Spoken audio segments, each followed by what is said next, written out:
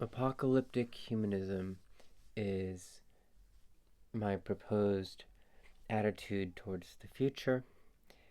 It's meant to sound paradoxical, or to really even be paradoxical, to be a contradiction, a temporary contradiction that can be um, resolved in the future, comparable to the more familiar, um, like here's some more familiar alternatives. So everyone kind of knows what apocalyptic messianism is.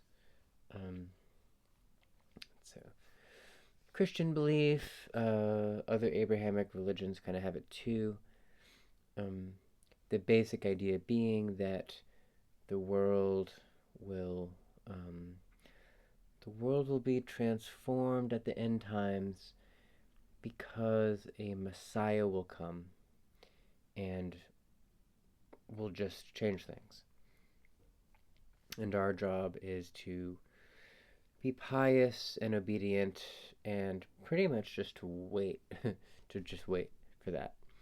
Um, so that's apocalyptic messianism.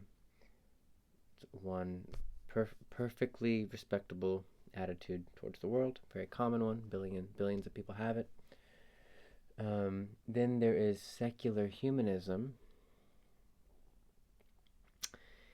an attitude that is less, in terms of numbers, less, um, it's lower population of people have this worldview, but those people who have it are more powerful, so it's kind of more dominant.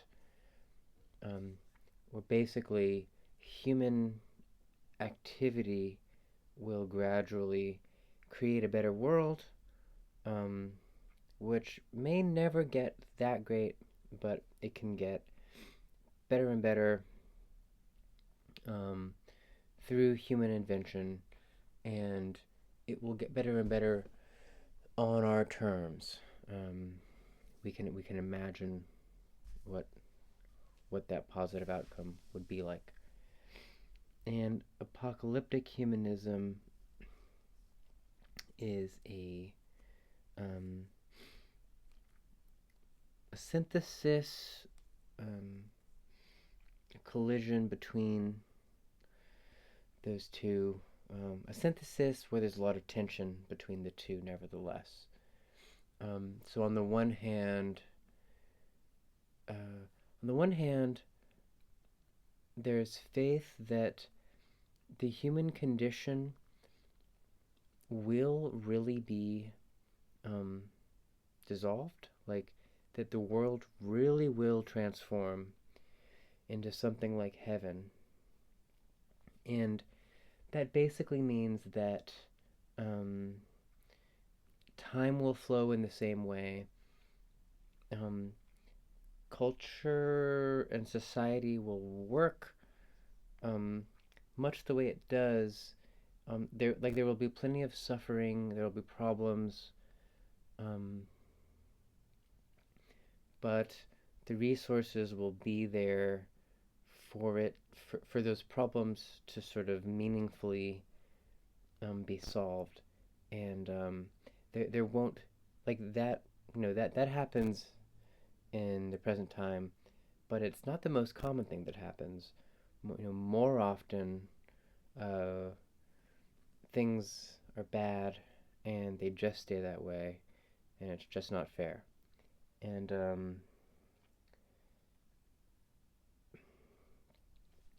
so it's like the veil will be lifted, um, but not all the way, because we won't become God. We'll still be human, but our lives will sort of unfold in sort of the best possible way.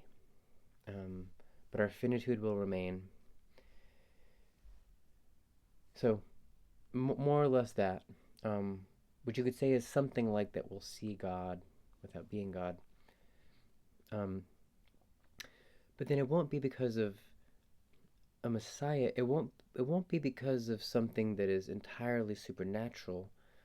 and this is where the humanism part comes in, it will be because of works of genius. There's this idea in like Spinoza or whatever that God speaks primarily through um, science and art and this kind of thing, and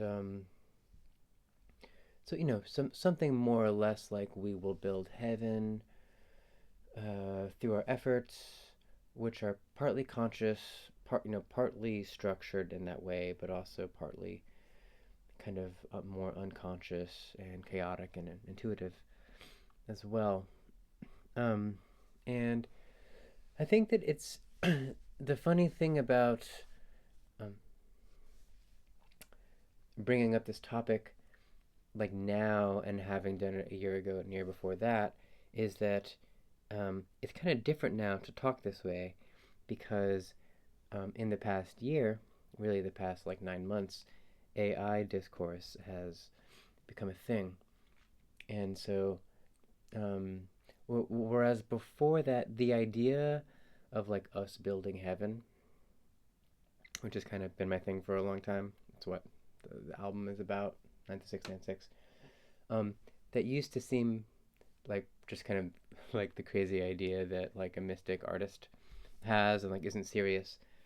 And but now uh, a certain sector of the world sees it as a serious possibility, especially in the tech world. And so I wanted to kind of comment on that. Is AI safety discourse related to apocalyptic humanism? Um, and what I would pretty much say is, I see the AI conversations as on the one hand, there's the question of, um, do we need to be careful and put brakes on AI, or should we just sort of unconditionally just let it go to make sure that it's aligned with our values? Um, so that's one topic. Then there's a different one, I think, which is, do we want to, um, is it important to preserve the human species, particularly, or is it kind of a deeper insight to realize, well, like, you know, just like you give birth to your kid and then you die, um, we could just give birth to, the kid of humanity and then we could die and that would be just as beautiful or something. So, um, I think that both of those conversations, which kind of interlock but they're different, um, like they both sound, from my perspective, they're naive. The conversations, like the fault of the people having those conversations are that they don't they don't know anything about philosophy or culture, um, and so at least they know less about it than me. And what they do have going for them, which kind of makes the debate important to them, is that they're the ones actually building the technology. Um, and so, uh, you know, that um, uh, there's something to respect in that, to say the least. Um, so, but pretty much, like from my perspective on philosophy, the most that like real philosophy can do is to refine and define what a problem is or how to correctly pose a problem. Philosophy doesn't answer questions. It kind of directs people towards asking the right questions, and usually not right away. Usually, it does that work a little bit in the future. Um, and so that's pretty much why um, in this series of 10 antinomies, that are the kind of 10 principles of apocalyptic humanism. They're antinomies because an antinomy basically means like a contradiction. Um, they're not principles, they're not articles of faith, they are accurate questions. Um, and that's pretty much the most that I have to offer. And I think it's pretty valuable, though. So, um, but to kind of sum up what I'm trying to say, um, this isn't even a summation, but it's just kind of a general point that's along the lines of everything else. Um, that it's easy to get mad. It's easy to be more of like a normie and just be mad that people are talking about building heaven in the first place, um, and just kind of shut that off, because it's not addressing, more immediate social problems, injustices, and so forth. And I don't think that's the right choice. I also don't think that it's the right thing to be so myopic about the potential of AI. I mean, I don't know that AI is going to keep progressing the way that people think it will. I've always said that, like, generally what's more common in paradigm shifts is an S curve where things accelerate and then they flatline again. And we could totally hit a ceiling. And that wouldn't mean, so, like, from my view, it's not really this idea of a humanist approach to heaven does not necessarily manifest as AI. Um, I would imagine that even the trend of using that term, people will kind of get tired of.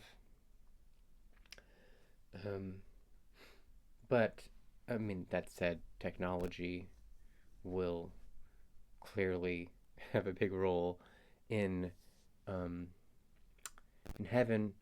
I mean, what? Because if heaven's going to be a real place, it has to, you know, something has to be underlying it. So,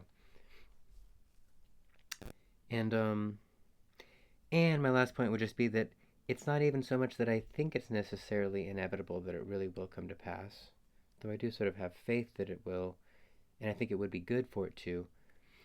Um, but I do think it's very important to realize that it's possible, um, and that our world does not need to stay the same way that it has been.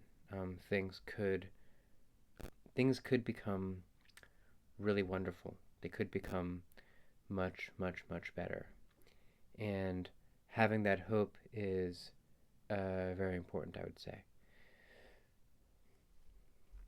But now that the Overton window is so different, I'm always inclined to kind of distance from whatever is kind of rising in in the Overton window, or in the foreground, kind of main character space. So having an open mind felt more important to me back when this very idea kind of seemed delusional, and so now my tendency is to be more circumspect. But that's why the antinomies are helpful, because they refine the question better. Like a big thing that no one, what would it mean for AI to align with our values? We whose values? Well, we don't know what our values are. It's not like things are going great now. Um, so it's really unclear what it is that we would want to preserve. And anyway, I've said enough generally, but I'll get into some more specifics in the next couple of videos.